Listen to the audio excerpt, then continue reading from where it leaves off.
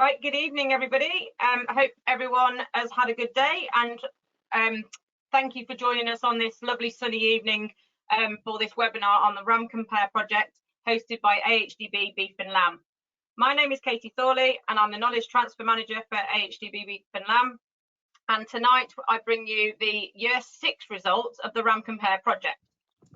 The presenter this evening is Sam Boone, which probably needs no introduction to many of you. He is the Animal Breeding Senior Manager at AHDB and has been running Signet for many years. So the plan of action this evening, Sam will run us through a presentation which will last about 30 minutes, and then there's plenty of time for questions at the end. So if any of you have got questions as we go through the presentation, you'll all be muted throughout, but on your screen you should have a little box that says questions. At any point through the night, pop questions in there, and probably, unless anything's really pertinent at the time, we'll have the questions all at the end. But if you don't want to forget them, pop them in the question box at any point through the presentation.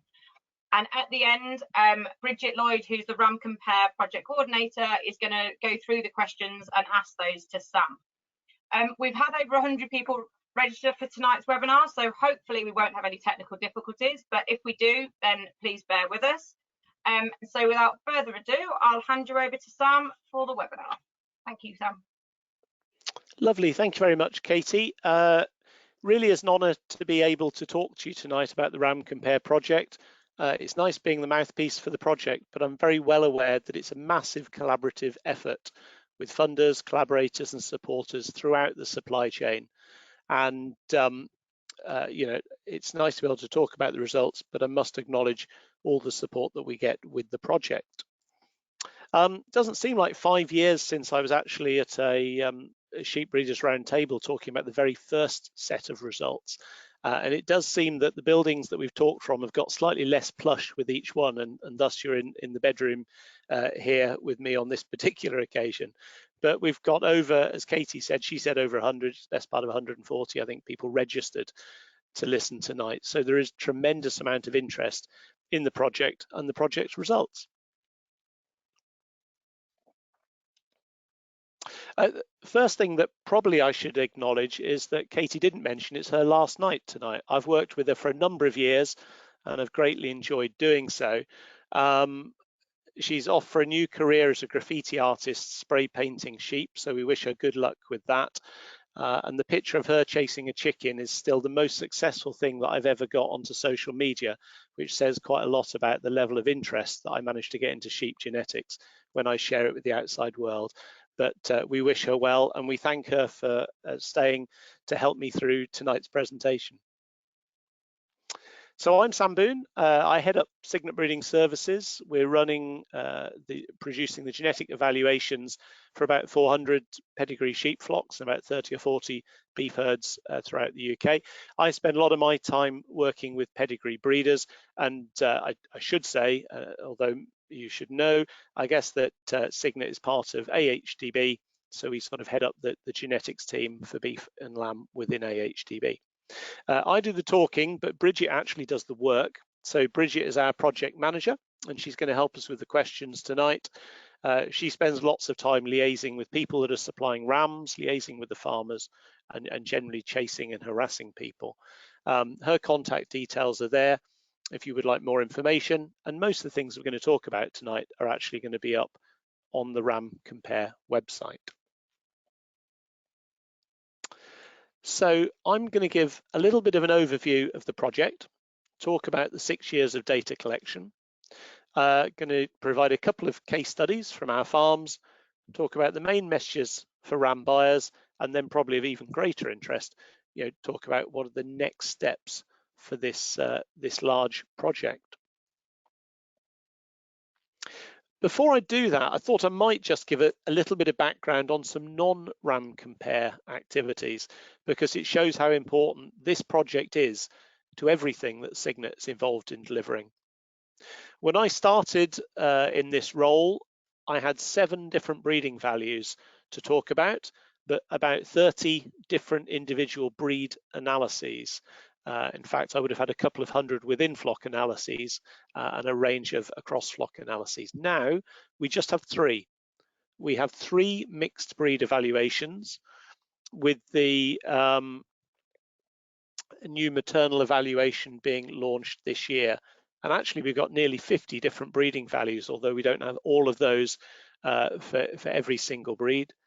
The analyses now include purebred, crossbred and commercial data that's pulled in. We're assessing carcass traits on a weight adjusted basis. Because of the work of RamCompare, we've actually, within both our hill and our maternal evaluations, we've set up the ability to analyse abattoir traits in the last couple of years. So that's been an important assistance from RamCompare, and indeed the data from RamCompare has a pivotal role enabling us to run our national terminal sire evaluation and a degree of breed comparison. So a really important project, but with quite a few additional spin-off benefits. And as part of that work, we've updated all of our breeding indexes, and indeed we produce results every month now. So clients are only over a couple of weeks away from having a fresh set of results. So some quite big changes over the last 4 or 5 years to Cygnet's evaluations, and RamCompare playing a big part in that. So year 6, the interim year, is an interesting year. Initially, we didn't have funding to continue beyond the 5-year project, and we talked about this with the group, and all credit to the farmers involved. They said this is too important to just let the project drop and then have to pick it up again.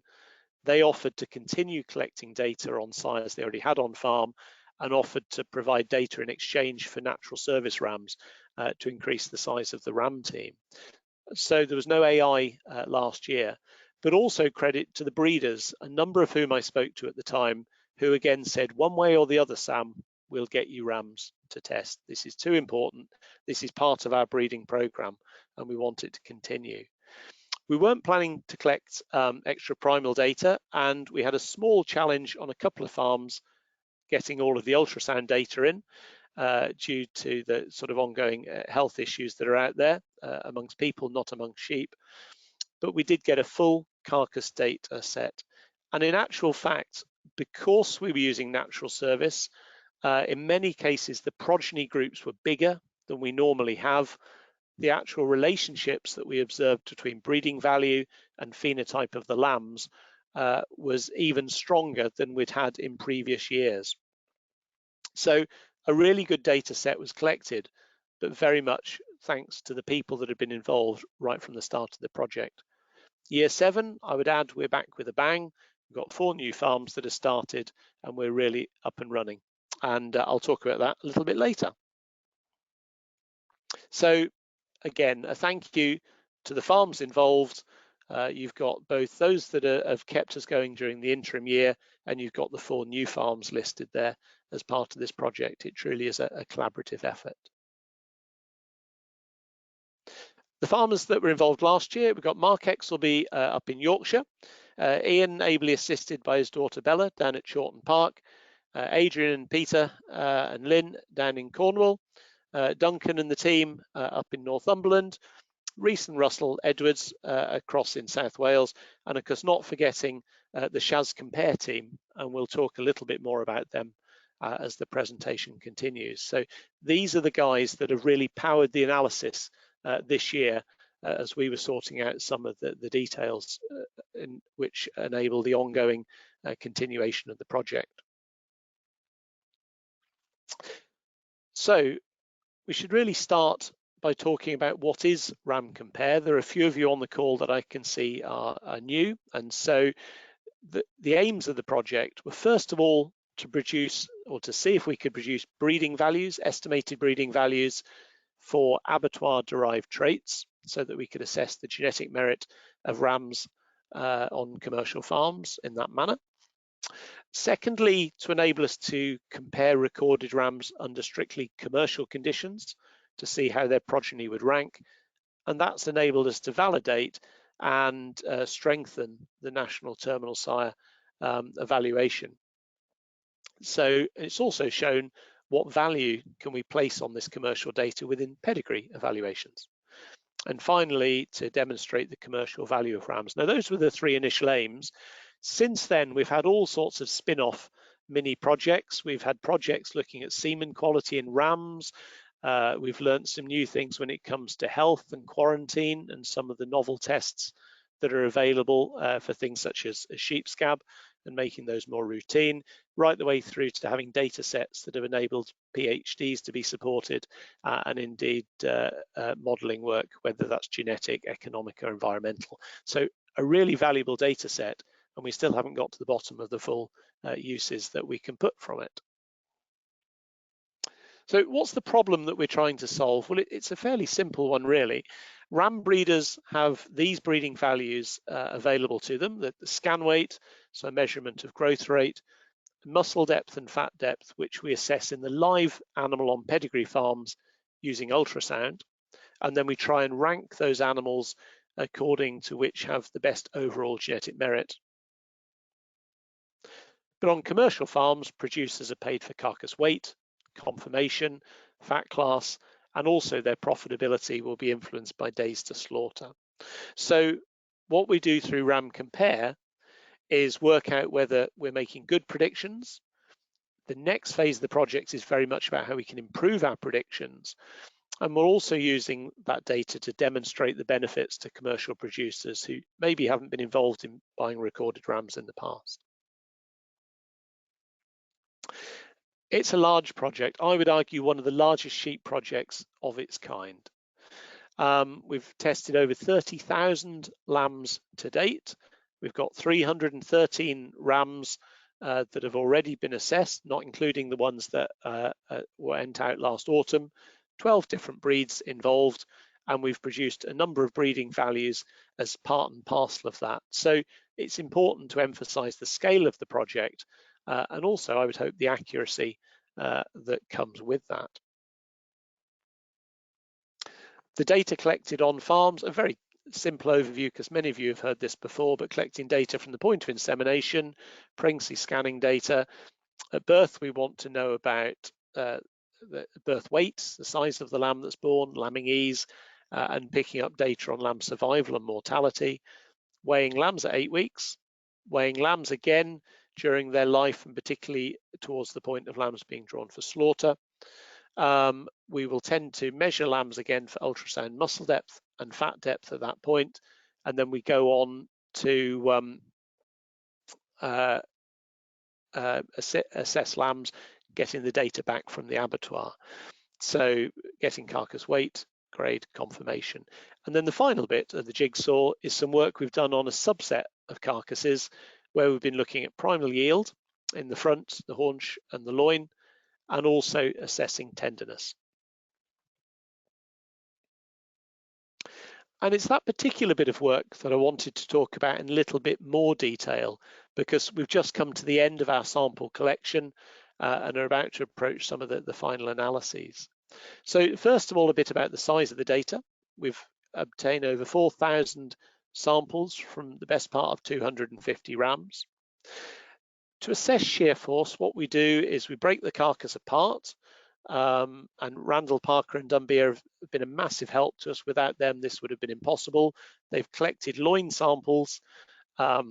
Those loin samples have been from carcasses that have been hung for a fixed period of time, treated in a similar manner, cooled in a standard way, and then frozen for us in vac pack samples for us to collect. Those have then gone up to the meat unit, and we will then defrost samples in a standardized manner, cook them in a water bath in a, again, standardized time, standardized temperature, and then those samples are cooled and again standardized because all of these things will influence the tenderness of the meat samples, done in big groups. And then we start cutting those up so that the muscle fibers are in the same direction, cutting rectangles up of a similar size. And then the last bit that you can't quite see here perhaps, but is that the rectangles of meat are assessed for shear force, whereby a relatively blunt blade is pushed through the sample and we register the force required to go through that sample. And we will take typically 6, 8 of those measurements for each of the loins that goes through. discarding any outliers so that we get a representative measure of the force required to cut through that piece of meat, which is a proxy for tenderness as determined by the consumer. So a tremendous amount of work that goes into actually collecting that data, but a really important data set. Now, the last time that was analysed, we found a heritability of about 16%. So of the variation that you see between samples, about 16% of that variation is due to the genetics within the animals. And we found quite large and important differences. I have to say, in general, a very, very high quality of tenderness across the group. That's quite important, but we could still find differences between individual sheep. So we've reevaluated the data, and within the report that's come out today, you can see a page full of trait leaders. Quite early on in the project, we got some really good results for Croghan Lambert, and he remains the top ram. You can see the negative value for the EBV for shear force because it requires less pressure to cut through those particular samples.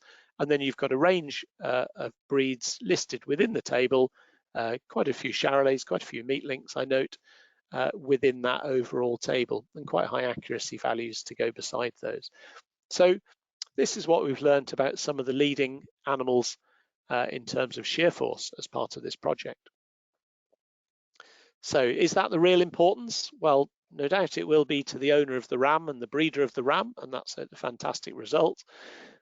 But our real interest here is the wider one, which is understanding the relationships, potential relationships between shear force and traits that we may be able to use to improve tenderness, effectively proxy traits, because it's quite expensive to assess shear force on a routine basis, as you can imagine.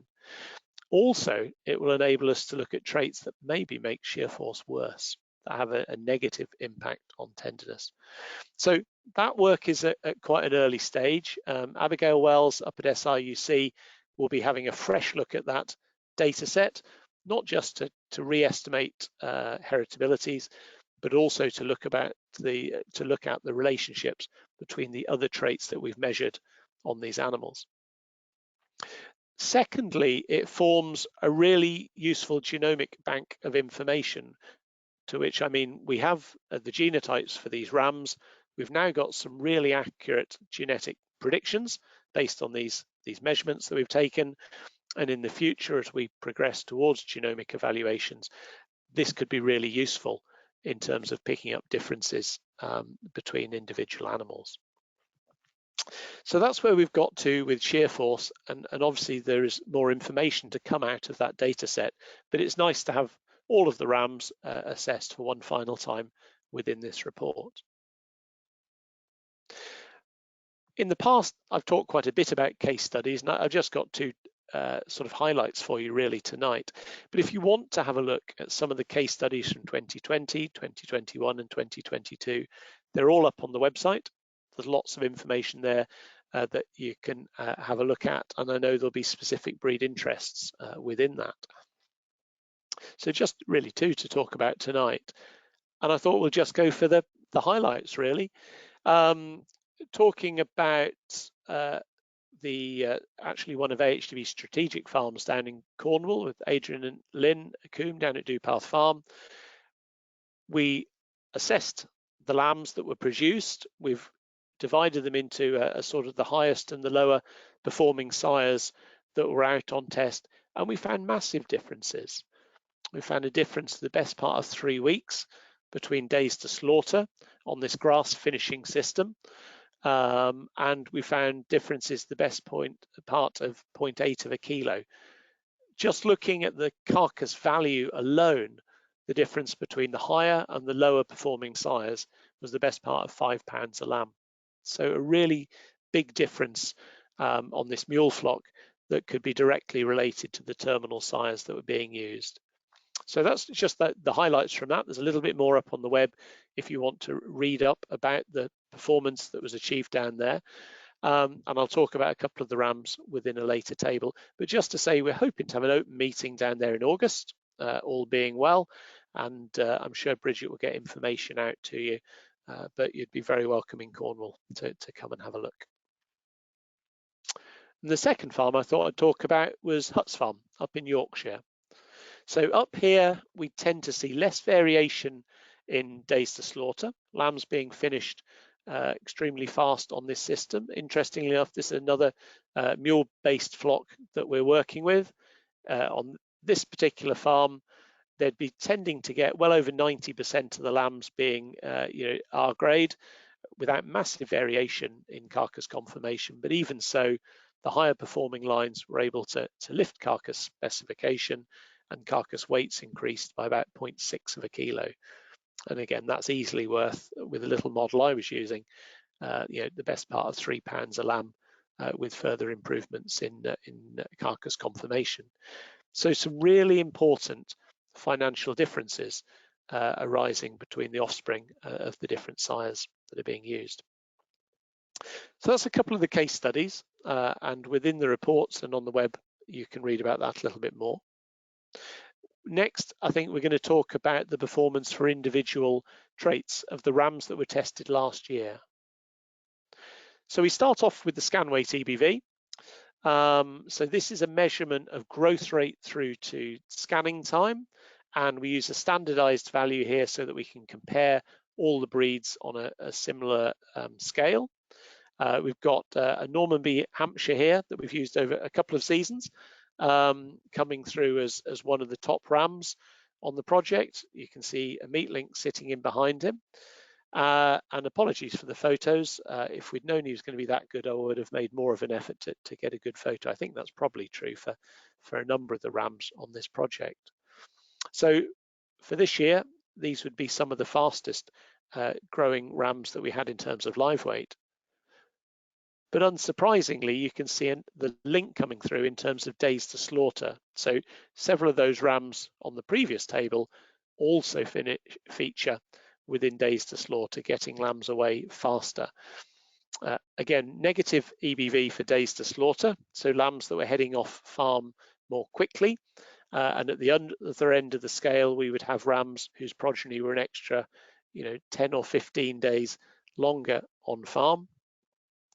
Congratulations to Jim Birkwood with the Thorbeck flock, getting the fastest finishing ram this year. And indeed, I'm sure the Hamps are pleased to have several of the fastest finishing rams within this particular data set. There's a Suffolk there from Martin and Helen that's performed particularly well down at Chawton Farm.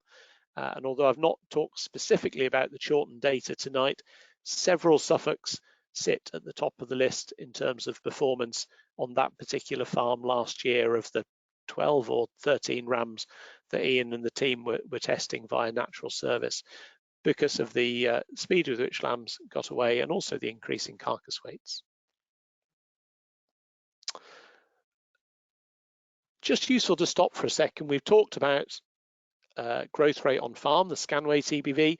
We've talked about days to slaughter EBV, and I thought we'd just have a look. These are all the sires that we used last year, and you can see nice and clearly the relationship between scan weight and days to slaughter.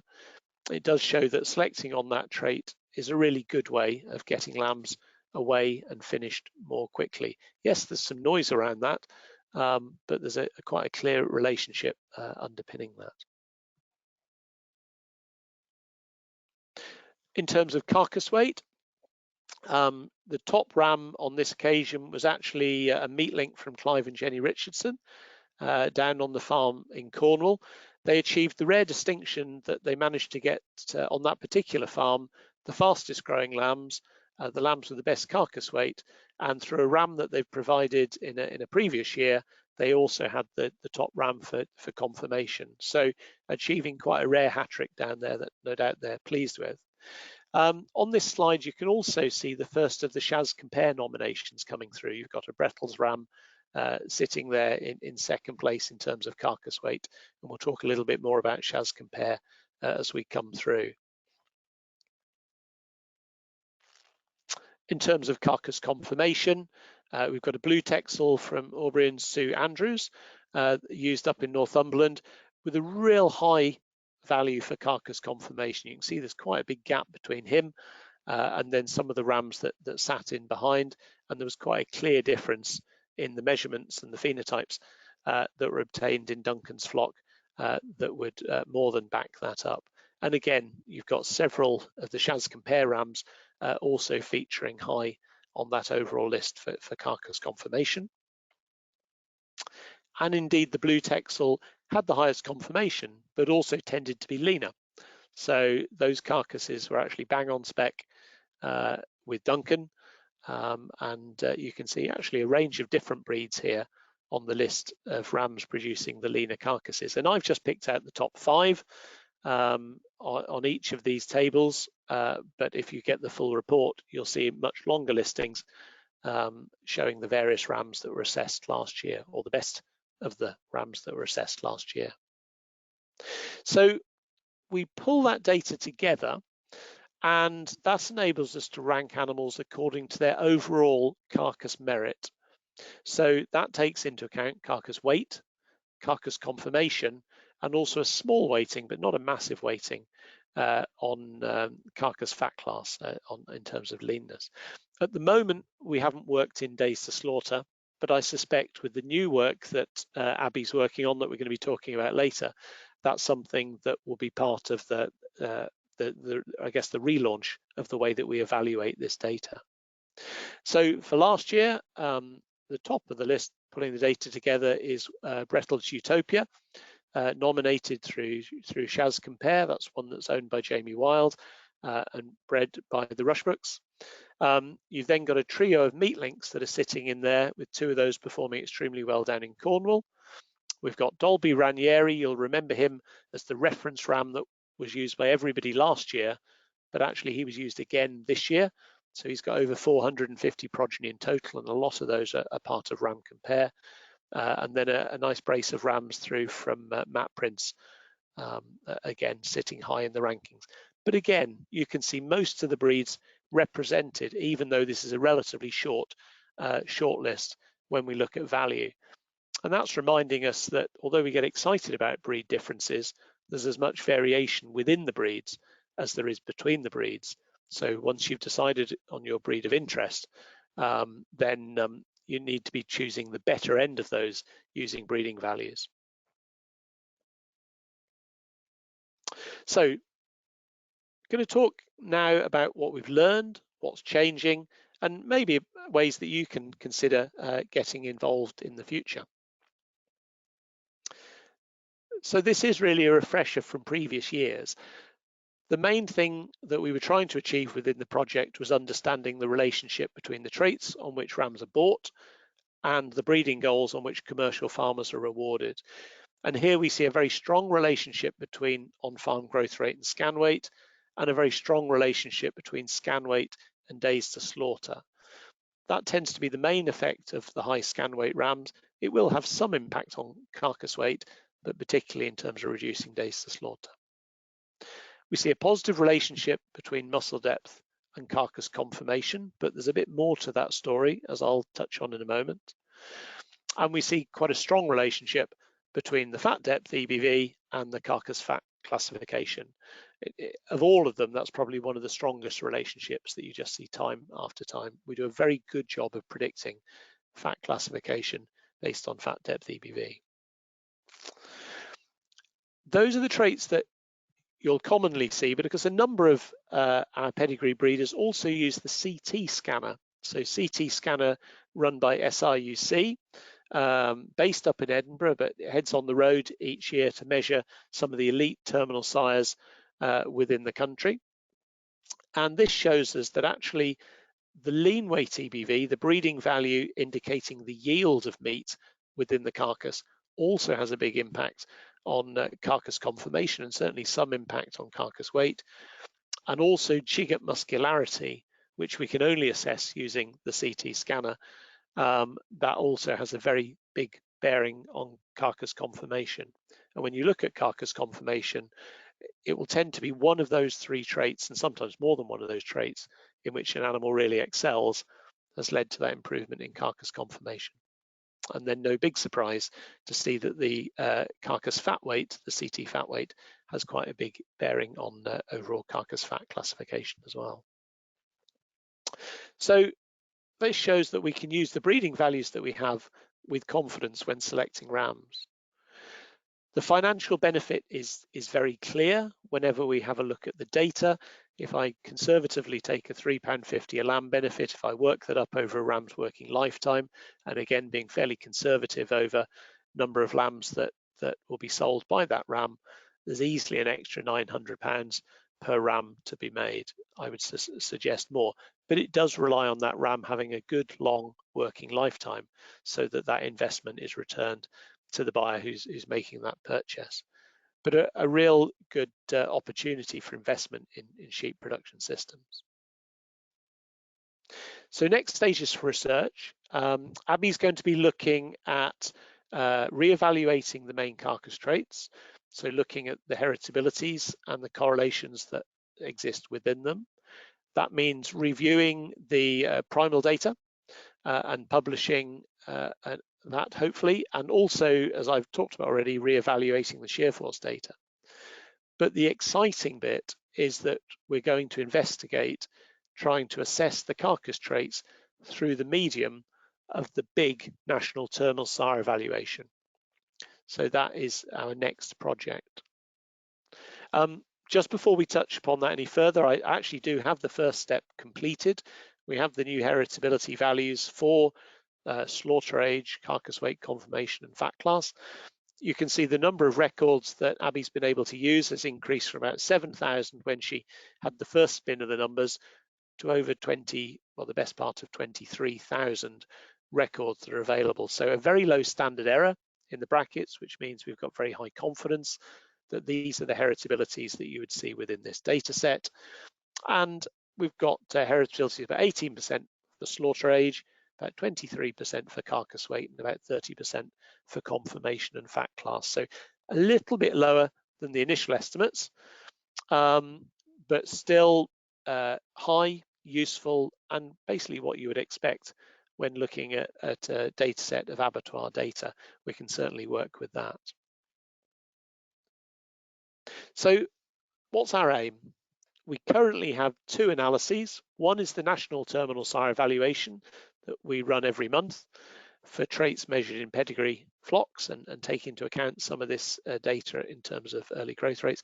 And then secondly, we have a RamCompare evaluation. And what we'd like to move to is a single National Terminal Sire Evaluation with all of those traits. That has a number of benefits. One is that we can pull in additional abattoir data. So I'll give you a very good example. Our Poll Dorset Horn group provide a lot of abattoir data through to Signet that we can link up on the database, and we're really keen to help produce estimated breeding values for that particular breeding group. We do have some others that have done something similar in recent years. So a great way to pull in more data. We can also improve our estimates if we're able to fit correlations between the traits, and it's for the scientists to tell us whether that can be done. But I certainly look forward to the time where we can actually focus on the traits when talking to commercial farmers in the units that they know, recognise and understand. So that's our aim. Getting ahead of the curve would be the RamCompare group. So I've always joked it's RamCompare's little cousin. Andrew Walton and Jamie Wild for a number of years have said, well, we really want to test more rams. You can certainly have rams, you can have semen, but we want to test more of them. We want to get more data. If we single sire mate to Jamie's commercial mule flock, and if we go through the data and you assist us by doing a bit of ultrasound scanning, can we have that included? It's been a way for them to benchmark their performance, not just to other breeds, but also to benchmark how their individual breeding lines perform within the Charolais analysis. So that's been a really useful way of bringing more data in, and also it's paved the way for others that might be interested in doing something similar. There's a little bit of raw data up there just to give you an idea of the sort of levels of performance that they're seeing from that particular flock. It's worked well And it's probably worth us highlighting why it's worked well, because it's fair to say that I've worked on similar projects in the past that haven't had such a successful outcome, that haven't yielded such good data. So I think undoubtedly behind their breeding program, the use of CT scanning has been really important.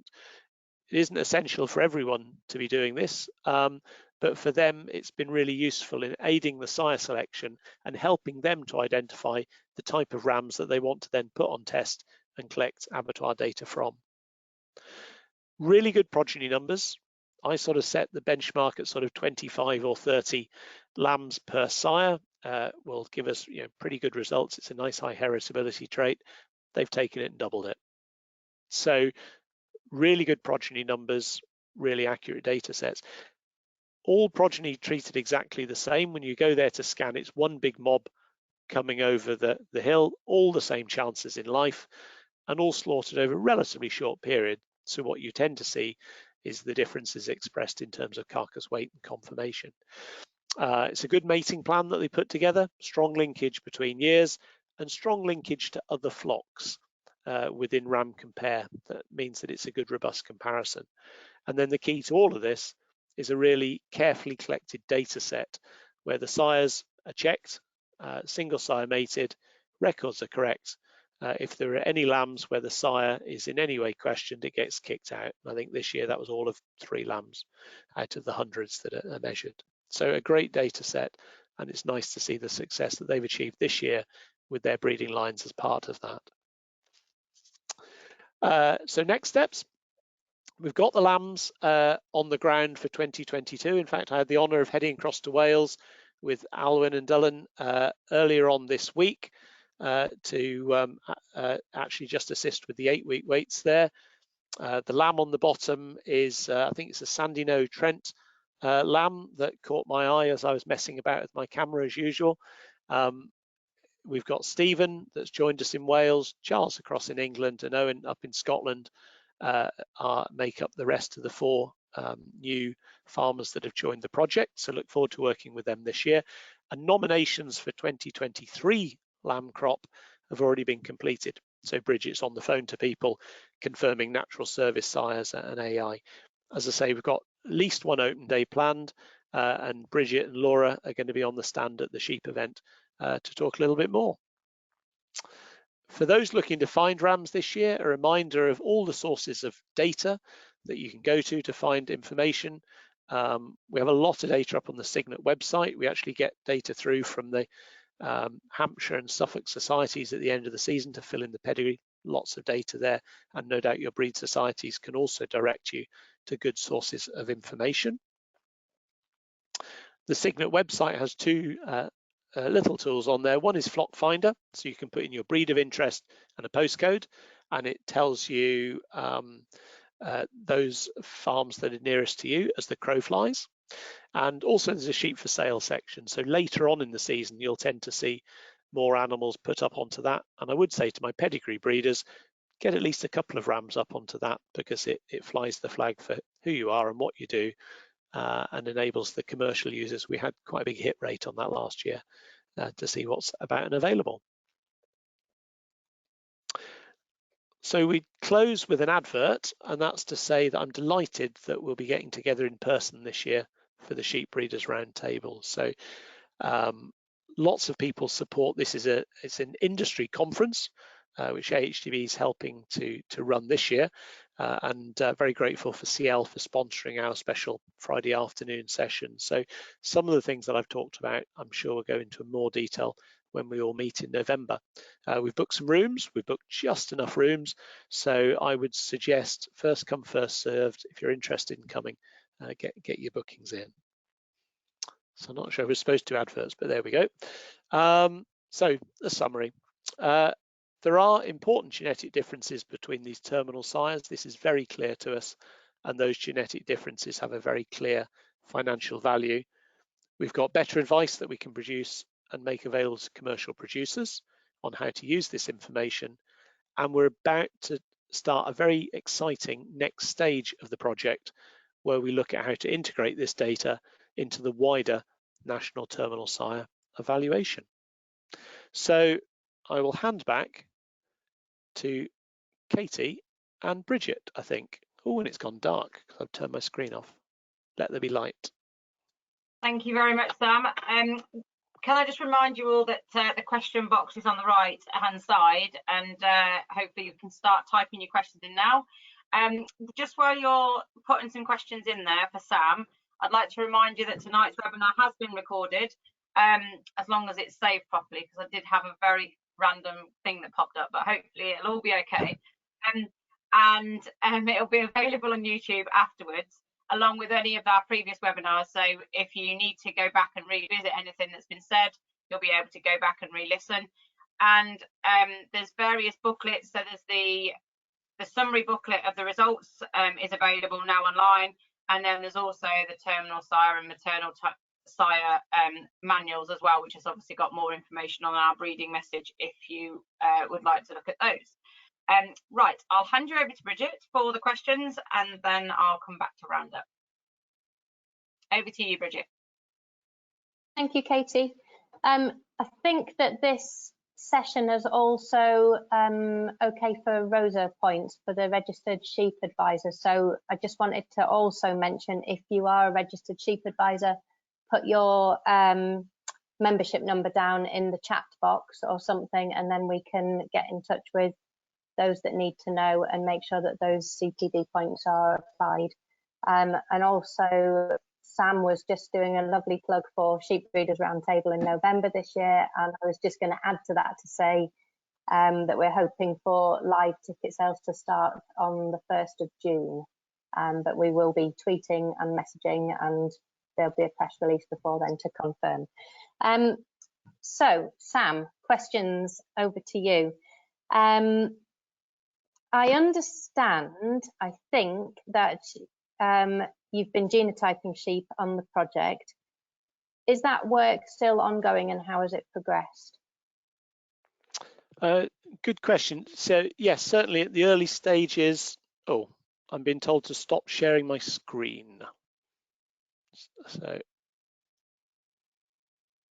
there we go. There we go. Hopefully that's better. Thank you.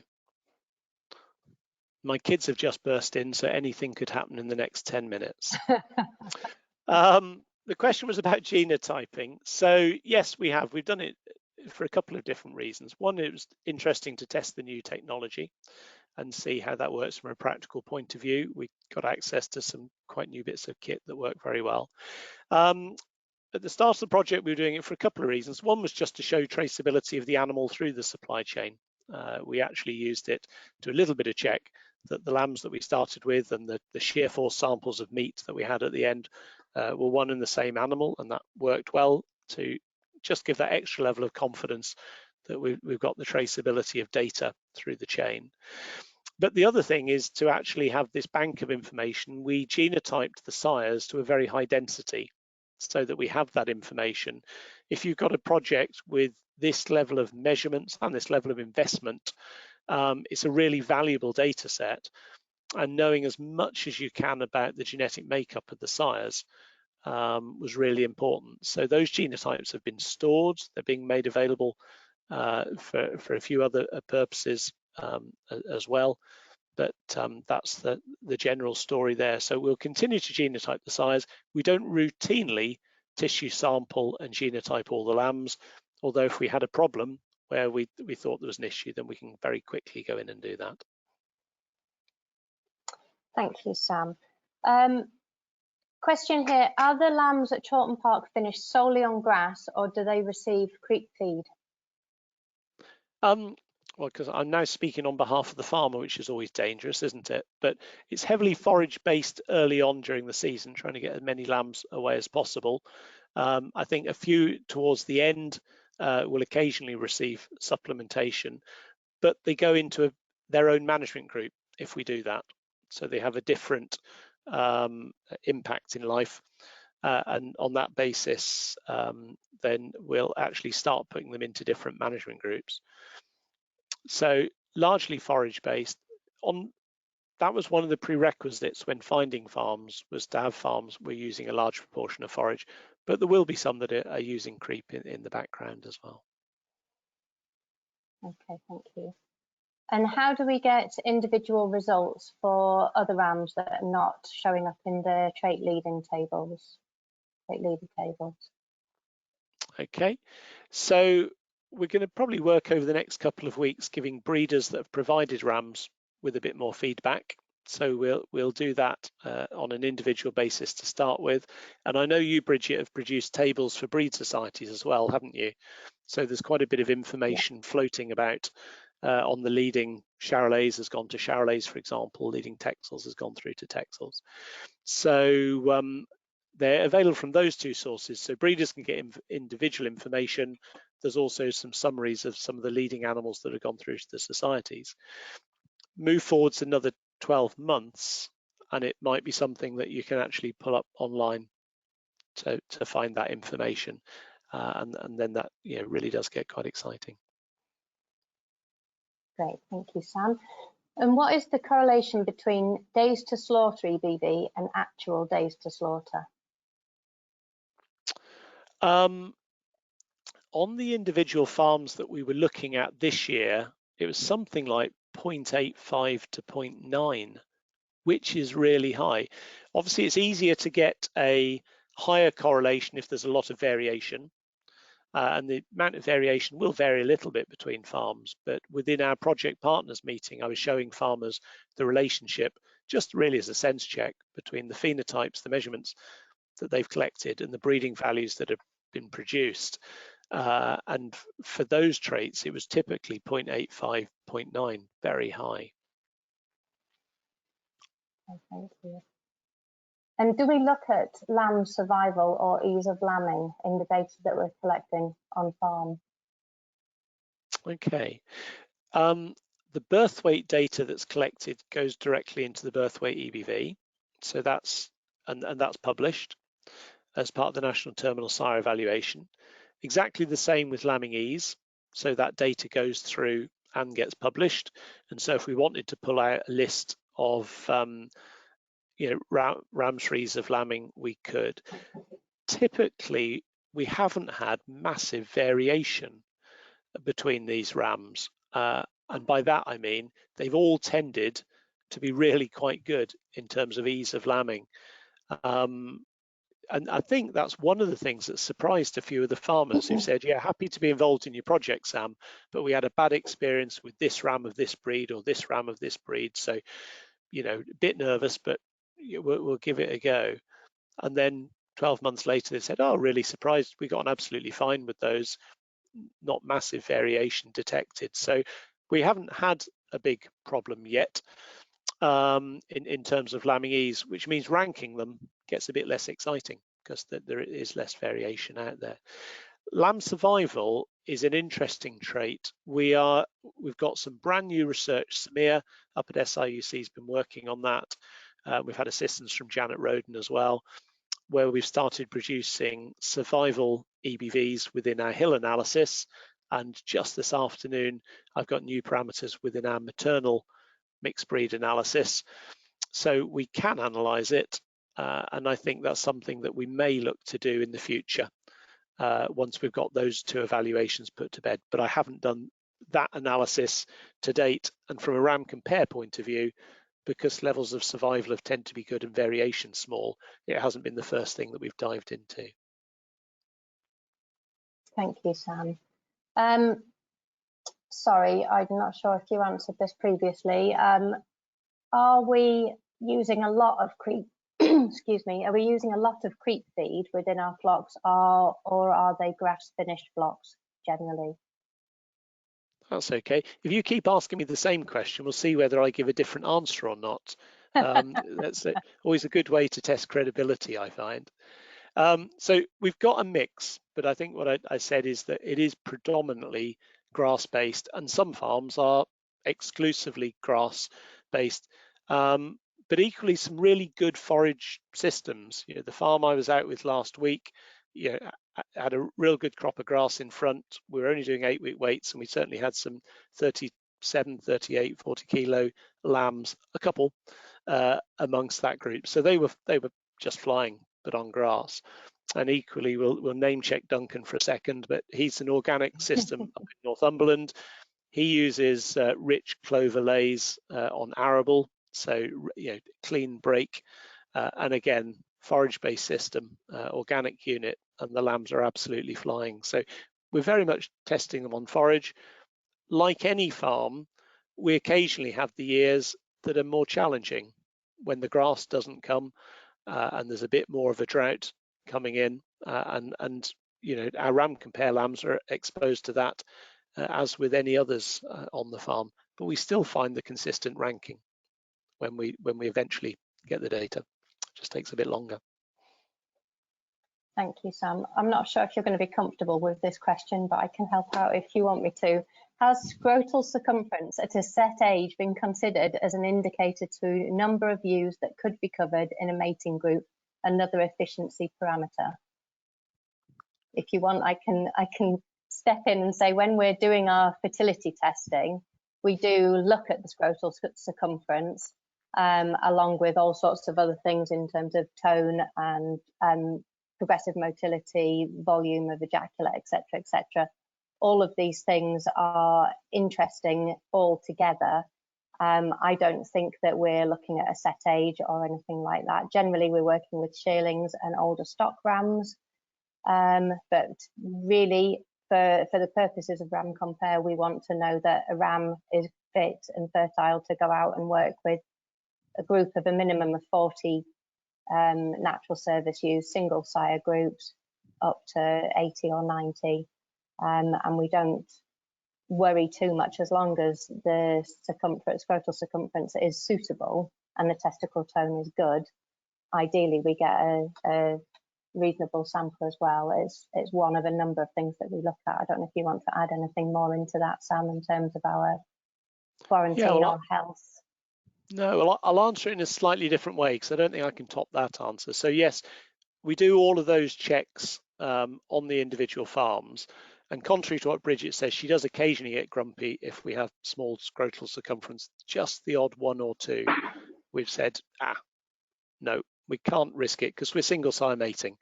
So, that's important. But, we've bought, 300 rams and semen. So that's a relatively rare occurrence. And yeah, we're doing a fertility test because it's single sire mating. It's interesting because clearly there's a relationship between testicle size and mating capacity that needs to be considered. Testicle size is important, and I've often wondered about it as a phenotype, but that's something that you would push in the direction of the pedigree breeders to be measuring it on farm there, as opposed to within RamCompare.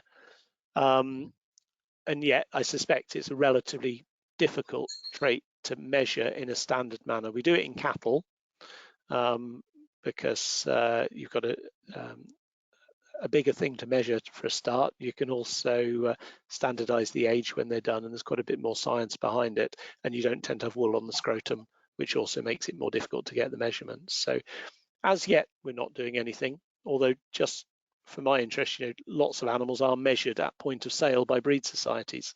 So there is a source of phenotypes that a breed society, if you're a very big one, could use within evaluations, perhaps. Great, thank you, Sam. How does shear force relate to fat depth or predicted intramuscular fat levels?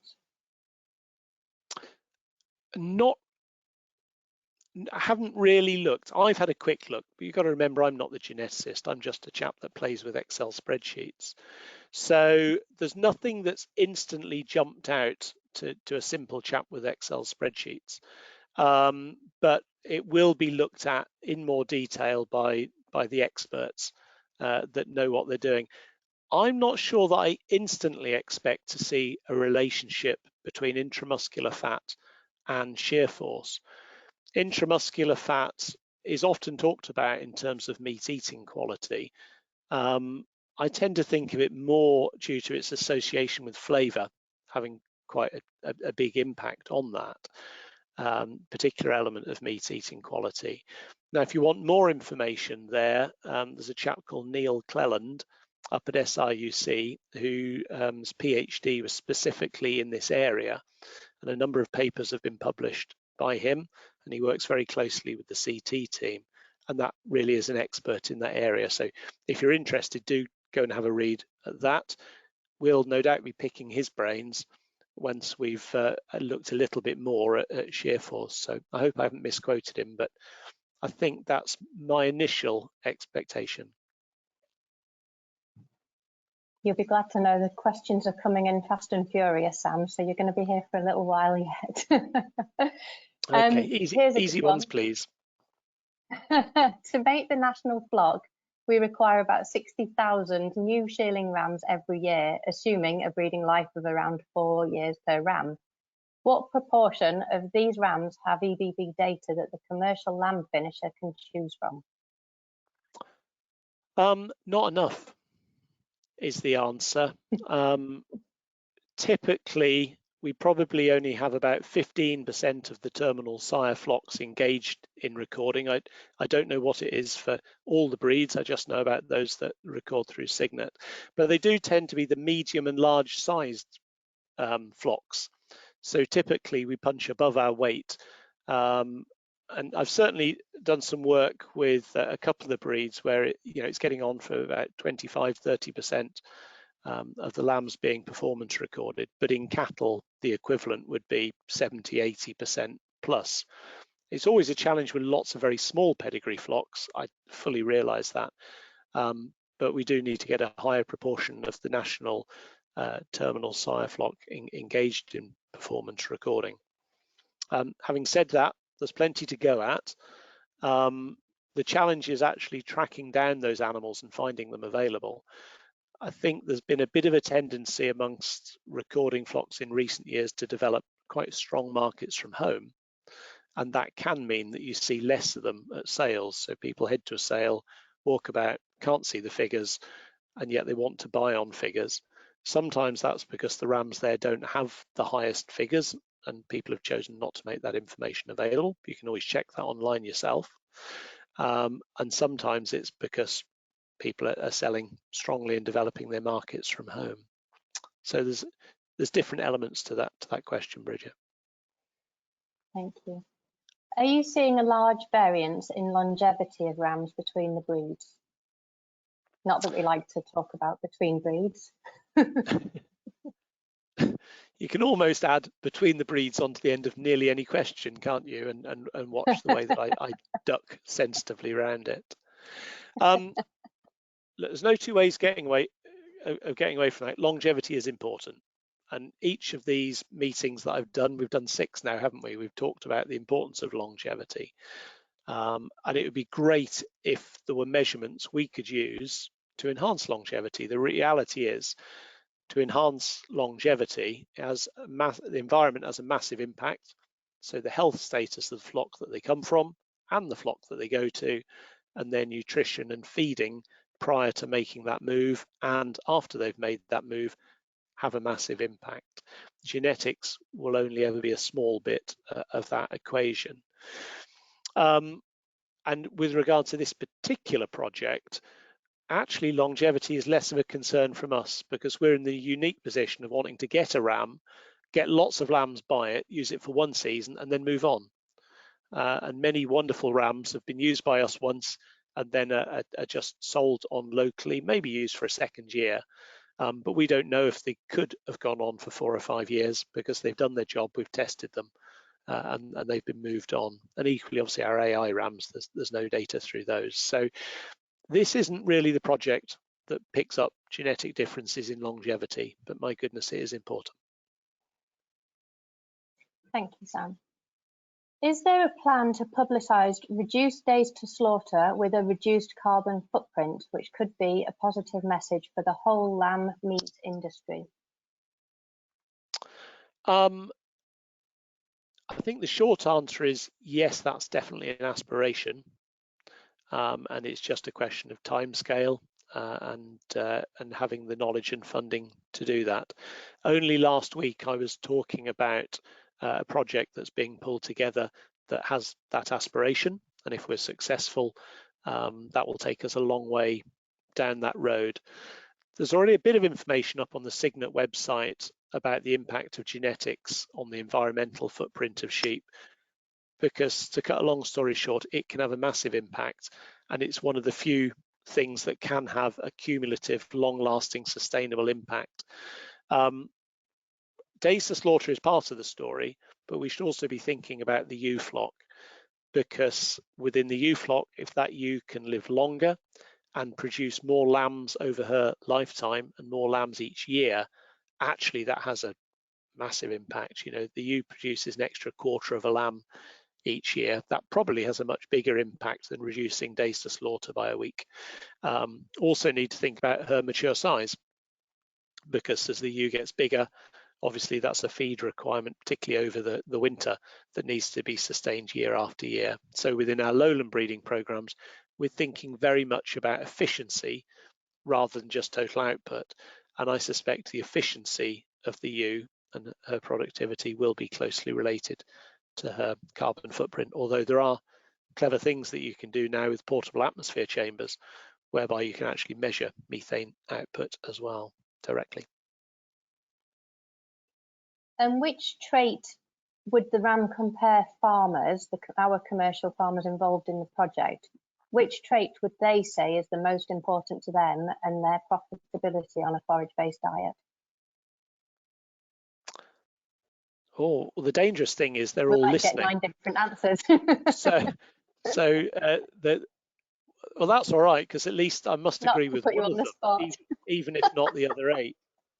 I think the thing is, you would look at their individual results for that year. So, you know, where we've had a massive drought in August and the price has dropped, undoubtedly days to slaughter has been absolutely key, because they've managed to get the lambs off the farm and away, and more importantly, freed up what forage there is for the rest of the lamb crop, and also getting the ewes back in good condition for the following year.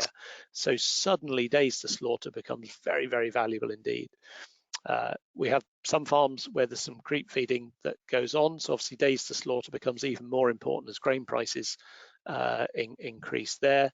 But we have other farms that finish relatively fast, and you do see that the difference that they're getting is in the carcass weight of those animals. Probably of the 4, the one that has the least impact would be fat class, because you know, we're getting lambs in spec in terms of fat classification. We're not tending to get too many of them out of spec.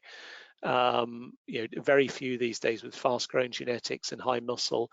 And I have to say, we're not getting vast numbers of mega lean 27-kilo carcasses either, which was 5 years ago was a bit of the discussion about animals being too lean. And you know, we've changed our evaluation a little bit in the background. But I think it's important to monitor fatness of rams. It's important to look at the lambs that you're sending through to slaughter, but the genetic impact, I think, is relatively small amongst the farms that we're working with. Okay, thank you, Sam. And is days to slaughter included in the overall carcass index, or will it be in the future?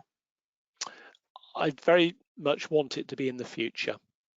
We didn't with the initial index weightings that we published 5 years ago. We've held those in place, so we've got a bit of a common goalpost. And probably last year I said, oh, we'll have them next year. And we haven't quite got there yet, as we have the research queued up, but it's definitely an aspiration. We want to do that. And I think final thing on days to slaughter, what's the correlation between the days to slaughter EBV and the actual days to slaughter? Oh, I think we might have had that one, or asked in a slightly different manner. So that's okay. So as long as I say the same thing. So it's about 0.85 to about 0.9. And for those that I keep talking correlations, so what do I mean? Correlation of 1 means they're exactly the same.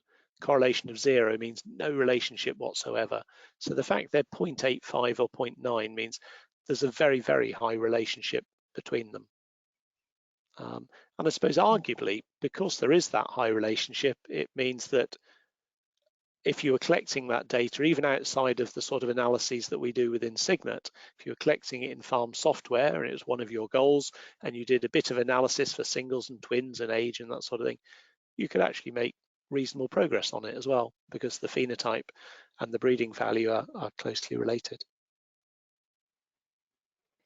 Are we as a project interested in recruiting other commercial farms to join us? Yes, we are. I didn't know that was a question from you, Bridget, wanting to have a slightly easier life and knock down the number of No. farms. Yeah, yes, we are. Historically, we've had them about as far away from Stoneleigh as you can get, which has taken me to some beautiful parts of the world, but has increased my personal carbon footprint quite a bit.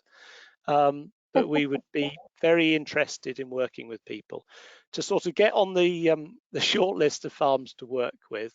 One of the key bits is that you're already quite involved in electronic data capture.